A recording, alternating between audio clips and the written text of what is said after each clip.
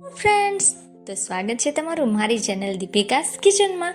અને આજે આપણે બનાવવાના છીએ આપણી ગુજરાતી ખાટી મીઠી અને ટેસ્ટી એવી દાળ ઢોકળી. તો ચાલો રેસીપી સ્ટાર્ટ કરી લઈએ. તો સૌથી પહેલાં મેં અહીંયા 1 કપ જેટલી, એટલે મારી પાસે જે આ વાટકીનું માપ છે એ વાટકી મેં તુવેરની દાળ લઈ લીધી છે. અને એને આપણે સરસ રીતે પહેલાં તો ધોઈને સાફ કરી લઈશું. આ રેસીપીમાં મેં થોડી મારી રીતે ચેન્જ કર્યા છે. જો કોઈ આ રીતે બનાવતું હોય તો આપણે દાળ ઢોકળી બેસ્ટ જ બને છે. અને જો ન બનાવતા હોય તો ચોક્કસથી તમે મારી રીતે આ થોડી ટ્રીક વાપરો તો તમારી એકદમ સરસ દાળ ઢોકળી બની જશે. અને અઠવાડિયામાં 2 વાર તો તમે બનાવશો જ. તો આપણે દાળ હતી એ ધોઈ લીધી છે, તુવેરની દાળ, અને એની અંદર થોડું પાણી એડ કરી, મીઠું અને થોડા સિંગદાણા એડ કરી દીધા છે.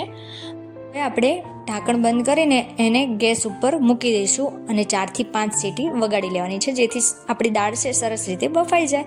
હવે આપણે ઢોકળીનો લોટ બાંધી લઈએ. તો એક કાથરોટની અંદર મેં 1.5 વાટકી જેટલી ઘઉંનો લોટ લીધો છે, જે આપણે રોટલી કરીએ છીએ એ જ લોટ લીધો છે. અને તેની અંદર મેં 2 ચમચી જેટલો ચણાનો લોટ એડ કરી લીધો છે. ત્યારબાદ તેમાં બધા મસાલા, જેમ કે આપણે મરચું પાવડર, ધાણા જીરું પાવડર, હળદર, મીઠું, હિંગ અને અજમો છે એ આવી રીતે હાથેથી મસળીને લઈ લીધો છે. ત્યારબાદ એમાં 3 ચમચી જેટલું મોણ એટલે કે તેલ એડ કરી લીધું છે.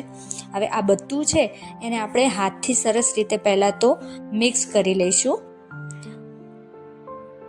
તો મિક્સ થઈ જાય ત્યારબાદ આપણે એનો લોટ બાંધી લઈશું. થોડું થોડું કરીને પાણી એડ કરતા જઈશું અને આપણે લોટ બાંધી લઈશું. તો પહેલું અહીંયા એ કે લોટ છે એ વધારે આપણે કઠણ કરવાનો નથી. જે રોટલી આપણે બનાવીએ છીએ એવો લોટ રાખીએ છીએ એ રીતના લોટ રાખશો તો વધારે સોફ્ટ અને સરસ જ આપણી દાળ ઢોકળી રેડી થઈ જશે. ઢોકળી રેડી થઈ જશે મતલબ. હવે લોટ બંધાઈ ગયો છે તો એને ઢાંકીને આપણે રહેવા દઈશું. અને આ બાજુ આપણી દાળ છે એ પણ સરસ રીતે બફાઈ ગઈ છે. તો એમાંથી હવે આપણે સિંગદાણા છે એ અલગ કરી લઈશું સૌથી પહેલાં તો. કારણ કે આપણે જ્યારે અમુક વખતે બ્લેન્ડ કરીએ છીએ ત્યારે સિંગદાણા અંદર ક્રશ થઈ જાય છે. તો એના લીધે શું છે કે સિંગદાણાનો ટેસ્ટ અલગ જ આવે છે. પરંતુ પહેલાં આપણે જ્યારે ક્રશ કરીશું એની પહેલાં આપણે બધા સિંગદાણા છે એ અલગ એક વાટકીમાં કાઢી લઈશું. તો હવે આપણે સિંગદાણા અલગ થઈ ગયા છે. તો હવે જે દાળ છે એને આવી રીતે બ્લેન્ડરથી આપણે બ્લેન્ડ કરી લેવાની છે. તો આપણે જે દાળ છે એ બ્લેન્ડ થઈ ગઈ છે. પણ મને જે કુકર છે એની અંદર દાળ ઢોકળી થોડી લાગતું હતું કે જ્યારે બનાવીશ ત્યારે બહાર આવશે, પરંતુ મેં એના લીધે તપેલી બદલી લીધી છે. હવે એની અંદર થોડું પાણી એડ કરી લઈએ કે કેટલી ક્વોન્ટિટી આપણે દાળની રાખવાની છે એ પ્રમાણે. અને જે સિંગદાણા હતા એ એડ કરી લીધા છે. ત્યારબાદ મરચું, લીલું મરચું, ટામેટાં અને આદુનું છીણીને મેં એડ કરી લીધું છે. અને ત્યારબાદ જે આપણે હવે દાળના ભાગના બધા મસાલા કરી લીધા છે, હળદર, મરચું, મીઠું, ધાણા જીરું પાવડર, અને ઉપરથી મેં આ લીંબુ એડ કર્યું છે. તો 1 નંગ જેટલું મેં લીંબુ નાખ્યું છે. અને એની અંદર આપણે દાળ ઢોકળી કે દાળ બને તો ગુજરાતીઓનું ફેવરેટ હોય એ ગોળ તો એડ કરીએ છીએ. હા, અમુક લોકો ખાંડ એડ કરે છે, પરંતુ અહીંયા મેં ગોળ એડ કર્યો છે. હવે ગોળમાં એ રીતે છે કે જો તમારે વધારે લેવો હોય, ગળી કરવી હોય તો તમે ગોળ વધારે લઈ શકો છો. તો મેં અહીંયા થોડો આટલો ગોળ લઈ લીધો છે. અને હવે આપણે એને ગેસ ચાલુ કરીને બધું મિક્સ કરી સરસ રીતે ઉકળવા દઈશું. અને દાળ જ્યાં સુધી એક ઉભરો આવે એટલે કે ઉકળે ત્યાં સુધી આપણે જે લોટ એક બાજુ રાખ્યો હતો એને આવી રીતે થોડું તેલ એડ કરીને એને સરસ રીતે પહેલાં મસળીને એકદમ સોફ્ટ કરી લઈશું. તો લોટ મસળાઈ ગયો છે. હવે આપણે એના લુવા વણી લઈશું કે જેની આપણે ઢોકળી વણી લેવાની છે, એટલે રોટલી વણી લેવાની છે ઢોકળી માટેની. તો અહીંયા લુવા પણ બધા રેડી થઈ ગયા છે. તો હવે આપણે જે ઢોકળી માટેની રોટલી છે એ વણી લઈએ. તો અહીંયા એક લુવો લઈ લીધો અને એને અટામણમાં રાખી પછી આવી રીતે લોટથી આપણે એને વણી લેવાનો છે, અટામણવાળો કરીને. જે આપણે લોટ રાખીએ છીએ સાઈડમાં, જેનાથી આપણે રોટલીમાં અટામણ માટે યુઝ કરીએ છીએ એ લોટ છે. તો એ આપણે આવી રીતે એને વણી લેવાની છે બધી ઢોકળી. મતલબ કે ઢોકળી એટલે રોટલી વણી લેવાની છે. આવી તમે જેટલી ઢોકળીની રોટલી છે, જે ઢોકળી માટેની એ રોટલી તમે જેટલી પતલી કરશો ને એટલી ચડવામાં પણ આસાની રહેશે. અને એવી રીતે અમુક લોકોના ઘરમાં શું છે કે જાડી ઢોકળી બનાવે છે, પરંતુ અહીંયા આપણે જે રોટલી બનાવીએ છીએ એ સાઇઝની આપણે રોટલી વણવાની છે. એ જ થિકનેસ એટલી હોવી જોઈએ. તો એના લીધે શું છે કે ખૂબ જ સરસ આપણી ઢોકળી બફાઈ પણ જલ્દી જશે અને એકદમ સરસ ચડી પણ જાય છે અને મસ્ત લાગે છે. તો અહીંયા મેં એવી જ રીતે પહેલાં બધી ઢોકળી માટેની રોટલી વણીને રેડી કરી લીધી છે. જોઈ શકો છો કે બધી રોટલી આપણે ઢોકળી માટેની રોટલી વણાઈ ગઈ છે. અને આ રોટલીના તમે સાઈડમાં થેપલા પણ બનાવી શકો છો દાળ ઢોકળીની સાથે. તો અહીંયા એક આપણો ઉભરો પણ આવી ગયો છે, એટલે દાળ સરસ ઉકળી પણ ગઈ છે. આને શું છે કે એક ઉભરો આવે એટલે આપણે બધી ઢોકળી છે એ આવી રીતે ટુકડા કરીને એની અંદર એડ કરી લઈશું, કારણ કે ઢોકળી એડ કરીશું ત્યારબાદ પણ આપણે એને ઢોકળી ચડે ત્યાં સુધી દાળને ઉકાળવાની છે. એટલે એક ઉભરો આવે ત્યાં સુધી એને આપણે દાળ ઉકાળી લઈશું. તો દાળ સરસ રીતે ઉકળી ગઈ છે. હવે આપણે ઢોકળીના આવી રીતે કટ કરી લઈશું. લોકો પોટલી પણ બનાવે છે, તો તમારે પોટલી બનાવવી હોય તો એ રીતે બનાવી શકો, કે આટલા મોટા આપણે બોક્સ કરીએ છીએ જે કટ કરીએ છીએ એ તમારે નાના મોટી કરવા હોય એ પણ તમે કરી શકો છો, અને શક્કરપારાના શેપના કરવા હોય તો એ રીતે કરી શકો છો.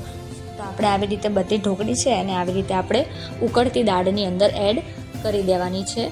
તો અહીંયા જેટલી ઢોકળી છે એ વારાફરતી શું છે કે એક વખતનું બેચ જે એક રોટલીને આપણે ઢોકળી એડ કરીએ તો એને સરસ રીતે પહેલાં હલાવી લેવાનું.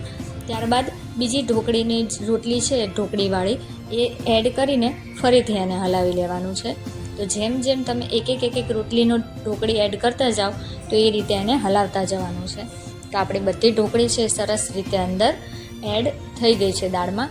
હવે એને આપણે સરસ રીતે હલાવી અને એને ઢાંકીને 10થી 12 મિનિટ સુધી ચડવા દઈશું. પહેલાં એક ઉભરો લાવી દેવાનો છે ગેસ ઉપર જ, ફાસ્ટ ગેસ ઉપર, અને એને હવે આપણે ગેસ ધીમો કરી એને ઢાંકી અને 10થી 12 મિનિટ સુધી એને ચડવા દઈશું. રોટલી આપણી એકદમ પતલી જ બનાવી હતી, એના લીધે શું છે કે જલ્દી આપણી ઢોકળી ચડી જશે. તો આપણી બધી ઢોકળી છે એ સરસ રીતે ચડી ગઈ છે. 10થી 12 મિનિટ બાદ મેં ઢાંકણું ખોલી અને જોઈ લીધું છે. તો જોઈ શકો છો તમે કે આપણી ઢોકળી છે એ સરસ રીતે ચડી ગઈ છે. અને જો એવું લાગે કે નથી ચડી તો એને ફરીથી આપણે ઢાંકીને રહેવા દઈશું. તો આપણી ઢોકળી છે એ એકદમ સરસ રીતે ચડી ગઈ છે. અને દાળ ઢોકળી છે એ જેટલી ગરમ ખાવામાં તો મજા જ આવે છે, પણ જો તમે આ રીતે એકદમ પતલી ઢોકળીને એટલી આવી રીતે સરસ કરશો તો ઠંડી થયા બાદ પણ તમને આ ખૂબ જ મજા આવશે. તો ઢોકળી પણ ચડી ગઈ છે. હવે આને એક બાજુ રાખી હવે આપણે એનો વઘાર કરી લઈએ. તો વઘારિયાની અંદર થોડું તેલ લઈ તેની અંદર મેં રાઈ અને જીરું એડ કરી લીધું છે. રાઈ જીરું સરસ રીતે ગરમ થાય ત્યારબાદ હું તમને બતાવું છું કે આ મસાલા મેં આખા મસાલા આપણે જે ખડા મસાલા કહીએ છીએ એ બધા લઈ લીધા છે. તો હિંગ એડ કરી ગેસ બંધ કરીને આપણે જે ખડા મસાલા છે એ બધા એડ કરી લઈશું. તો એમાં મરચું, લવિંગ, મરિયા, પછી આપણે તજની લાકડી એ બધું એડ કરી લીધું છે. તમે મીઠું લીમડો, બાદિયા બધા ખડા મસાલા આપણે એડ કરી શકીએ છીએ.